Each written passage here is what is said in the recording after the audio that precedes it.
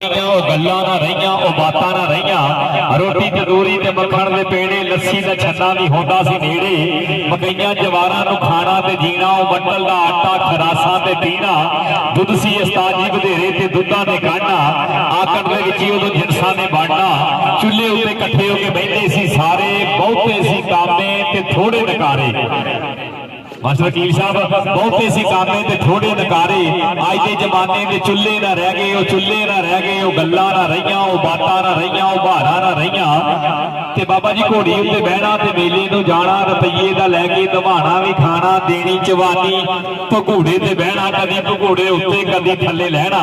शरबत ते पानी दी पीनी, गिलासी ना रहनी, सुस्ती ना होनी अदासी।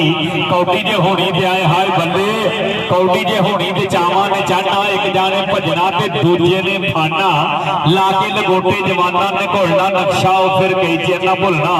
अज के जमाने के मेले ना रह गए, वो मेले ना रह गए, वो गल्लां ना रहियां, वो बातां ना रहियां, वो बहारां ना रहियां।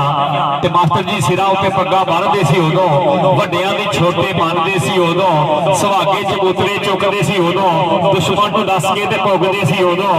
लाल हनेरी ते बदला ने चढ़ना, हनेरी नूं तकना ते अंदरी ना वड़ना। सुबह दुनिया सुती उठदी सी सारी, बिरली ते वांझी आउंदी सी लारी, टुर टुर के मर जाती सी सवारी। जे सवारी ने टुरना फिर टुरदे रहना। अज के जमाने दे पैंडे ना रह गई, ये पैंडे ना रह गई, वो गल्लां ना रहियां, वो बातां ना रहियां, वो बहारां ना रहियां। जनाब नजम साडे सारे मोहतरम उस्ताद मास्टर वकील शाहिद साहब, इन्हां दी नजर बहुत मेहरबानी, शुक्रिया। लव यू हो गया ट्रक भर के।